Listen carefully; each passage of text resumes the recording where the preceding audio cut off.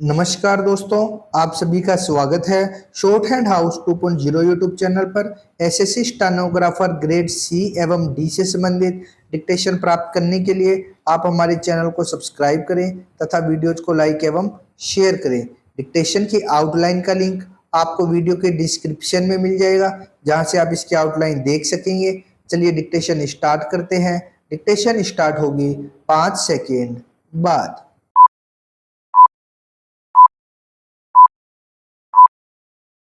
Start. अध्यक्ष महोदय, मुझे खेद है कि सदन के सामने जो बिल पेश किया गया है मैं उसका समर्थन नहीं कर सकता। हम देखते हैं कि जहां तक भ्रष्टाचार को कम करने का प्रश्न है, अभी तक कानूनों के द्वारा उसमें विशेष सफलता नहीं मिली है। इसलिए देश में आम तौर से यह मांग की जा रही है कि ऐसे ठोस कदम उठाए जाएं जिनसे सब प्रकार के भ्रष्टाचार का उन्मूलन किया जा सके। मैं समझता हूं कि इसी भावना से प्रेरित होकर प्रस्तावक महोदय ने यह बिल सदन के सामने रखा है। इस संबंध में मैं यह निवेदन करना चाहता हूं कि केवल कानून बना देने अथवा कानूनों में संशोधन कर देने से ही भ्रष्टाचार का अंत नहीं हो सकता है।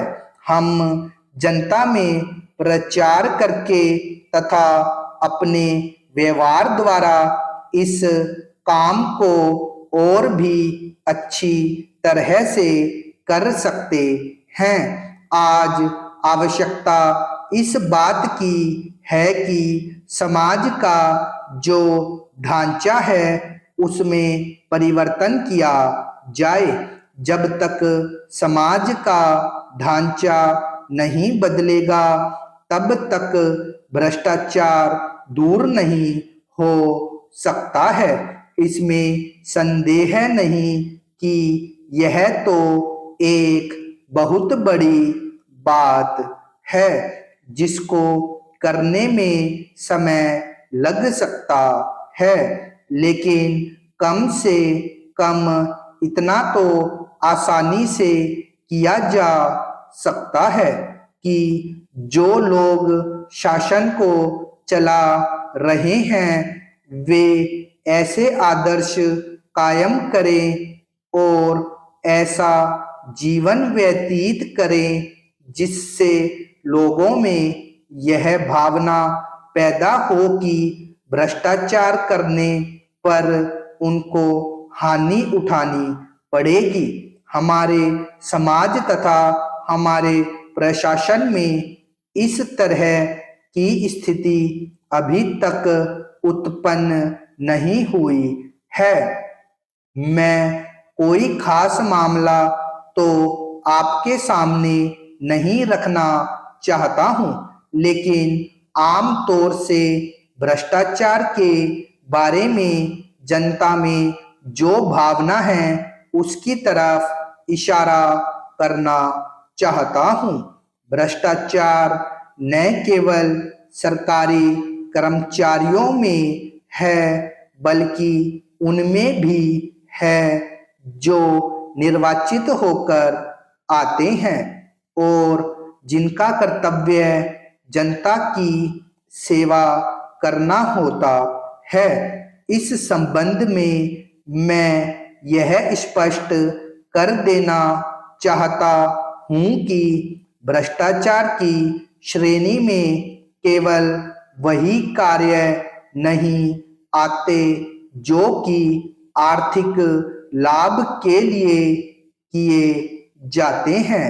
मेरे विचार में इसमें वे कार्य भी शामिल है जो दूसरी तरह के लाभ उठाने के लिए किए जाते हैं। जो कार्य पक्षपातपूर्ण होते हैं या इस उद्देश्य से किए जाते हैं कि अपने रिश्तेदारों या मित्रों को लाभ पहुंचाया जाए, वे भी भ्रष्टाचार की श्रेणी में ही आते हैं। इन कार्यों से जनता में तथा सरकारी कर्मचारियों में यह भावना फैलती है कि वे भी इस तरह के कार्य कर सकते हैं और लाभ उठा सकते हैं। अगर शासक वर्ग कोई अनुचित कार्य नहीं करेगा तो निचले वर्ग के लोगों में भी कोई अनुचित कार्य करने की हिम्मत नहीं होगी। मैं कहना चाहता हूं कि सरकार इस समस्या पर गंभीरतापूर्वक विचार करे।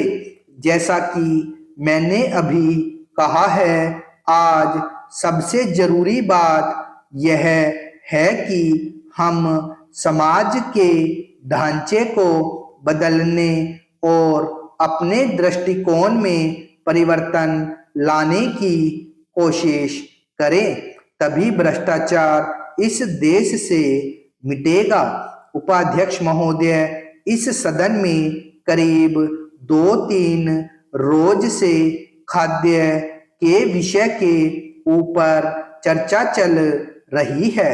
मैं बहुत ध्यानपूर्वक इस चर्चा को सुन रही थी। हमारे खाद्य मंत्री जी ने किस प्रकार से कृषि उत्पादन की समस्या को हल किया जाए, इसके संबंध में चर्चा के लिए यहाँ प्रस्ताव रखा और सुझाव मांगे कि हम किस ढंग से इस स्थिति से मुक्त हो सकते हैं।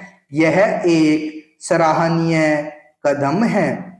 उपाध्यक्ष महोदय, एक तरफ इस देश में वर्षा कम हुई है और अन्न संकट देश पर आ गया है, लेकिन दूसरी तरफ एक दूसरा संकट हमारे सामने सीमाओं पर हमले का बना रहा है। मैं कृषि मंत्री जी से यह जरूर कहना चाहूंगी कि हमारे जवान जिस उत्साह से और हिम्मत से आगे बढ़े हैं, अपने जी जान को झोंक कर जिस तरह से सीमावर्ती क्षेत्रों में प्रगति पाई है और आगे बढ़े हैं, ठीक उसी तरह से कृषि विभाग को भी मौजूदा स्थिति का मुकाबला करने के लिए आगे बढ़ना चाहिए। कृषि मंत्री जी और फूड मिनिस्टर को चाहिए कि अपने कृषि के क्षेत्र में जितने भी अधिकारी हैं और जितने भी प्रांतों के एग्रीकल्चर मिनिस्टर है, उन सबको एकत्रित करके वह उनसे यह प्रतिज्ञा करवाएं कि जिस तरह से जवान आगे बढ़े हैं, उसी तरह आज की मौजूदा स्थिति का मुकाबला करने के लिए हमारे कृषि क्षेत्र में प्रत्येक भाग के अधिकारी और कर्मचारी अपने जी जान से जुटेंगे और उत्पादन बढ़ाने के लिए कोशिश करने में पीछे नहीं रहेंगे। यदि वह यह प्रतिज्ञा करे तो हो सकता है कि कृषि क्षेत्र में जो स्थिति पैदा हुई उसका हम मुकाबला कर सकें। उपाध्यक्ष जी, सबसे पहला काम उत्पादन के बढ़ाने का जो है उसकी तरफ मैं ध्यान आकर्षित करना चाहती हूँ कि कृषि, बिजली और सिंचाई, यह जो 3 विभाग है, इनको एक ही मंत्री के पास होना चाहिए या दूसरे मंत्री के पास भी हो तो उन मंत्रियों की एक जिम्मेदारी हो जाती है कि वह एक दूसरे को सहयोग देकर जल्दी से जल्दी उस योजना को मंजूर करके उस काम को आगे बढ़ाने का प्रयत्न करें। अगर एक दूसरे विभाग से सहयोग नहीं होता है तो इस क्षेत्र की तरक्की करना हमारे लिए मुश्किल है। मैं चाहती हूँ कि पावर, इरिगेशन और कृषि का जो काम है यह एक ही मिनिस्टर के पास होना चाहिए ताकि कागजों के आगे जाने में समय कम लगे और देश का उत्पादन बढ़ाने में मदद मिल सके।